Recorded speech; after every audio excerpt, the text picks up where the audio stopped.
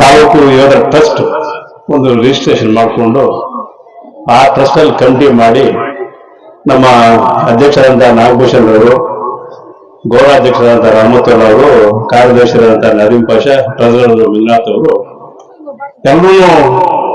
ಎಲ್ಲರೂ ಸಹಕಾರ ತಗೊಂಡು ಈ ಒಂದು ಟ್ರಸ್ಟ್ ಮಾಡಿ ಇವತ್ತು ಆರ್ಮೇಡೆ ಸೈನಿಕರ ದಿನಾಚರಣೆ ದಿನ ಈ ಒಂದು ಇದಕ್ಕೆ ಇನಾಗ್ರೇಷನ್ ಮಾಡಬೇಕು ಅಂತ ಹೇಳಿ ಅವರು ಎಲ್ಲ ನಮ್ಮ ಹತ್ರ ಬಂದು ಡಿಸ್ಕಸ್ ಮಾಡಿದ್ರು. ಸರ್, ಈ ಒಂದು ಕಾರ್ಯಕ್ರಮ ಮಾಡಬೇಕು, ಇದಕ್ಕೆ ನಿಮ್ ಕಡೆಯಿಂದ ಸಹಕಾರ ಇರಲಿ ಅಂತ ಹೇಳಿ ನಮ್ಮ ಹತ್ರ ನಮ್ಮ ಕೊತ್ತೂರು ಮಂಜುನಾಥ್, ಕೋಲಾರ ಶಾಸಕರಾದ ಕೊತ್ತೂರು ಮಂಜುನಾಥ್ ಹತ್ರ ಆಯ್ದ ಡಿಸ್ಕಸ್ ಮಾಡಿದ್ರು.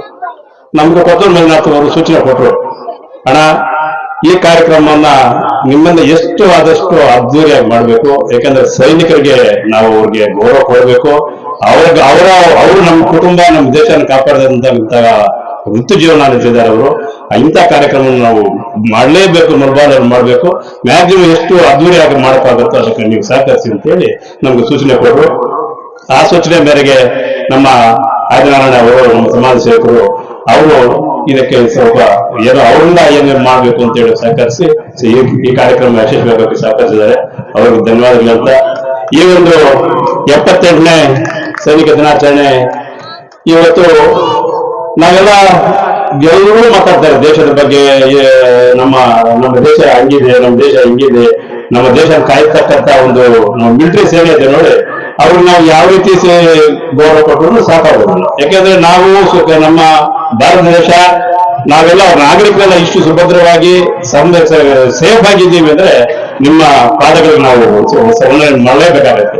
ಯಾಕಂದ್ರೆ ನಿಮ್ಮ ಸೇವೆಯಿಂದ ನಾವು ಈ ದೇಶದಲ್ಲಿ, ಭಾರತ ದೇಶದಲ್ಲಿ ಸುಮಾರು 140 ಕೋಟಿ ಜನ ನೆಮ್ಮದಿಯಾಗಿ ಜೀವನ ಮಾಡ್ತಾ ಇದ್ದಾರೆ.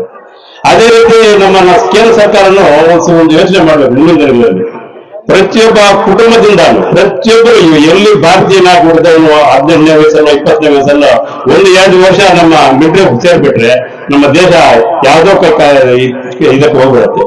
ಅಂತ ಒಂದು ಕಾರ್ಯಕ್ರಮ ಸರ್ಕಾರ ಮಾಡಬೇಕು ಅಂತ ಹೇಳ್ತಾ, ಈ ಒಂದು ಕಾರ್ಯಕ್ರಮದಲ್ಲಿ ಅನೇಕ ಗಣ್ಯಮಾನ್ಯರು ನಾವು ಈ ವೇದಿಕೆ ಮೇಲೆ ಹೇಳೋದು ಮತ್ತೆ ಅನೇಕ ನಮ್ಮ ಜೊತೆ ಅನೇಕ ಗಣ್ಯಮಾನ್ಯರಿದ್ದಾರೆ. ಅದರ ಜೊತೆಗೆ ನೀವು, ನಿಮ್ಮ ಕುಟುಂಬದವರು, ನಿಮ್ಮ ಸತಿಯಮ್ಮನವರು, ನಿಮ್ಮ ಮಕ್ಕಳು, ಮೊಮ್ಮಕ್ಕಳು ಎಲ್ಲರೂ ಬಂದರೆ ಎಲ್ರಿಗೂ ಒಳ್ಳೇದಾಗ್ಲಿ.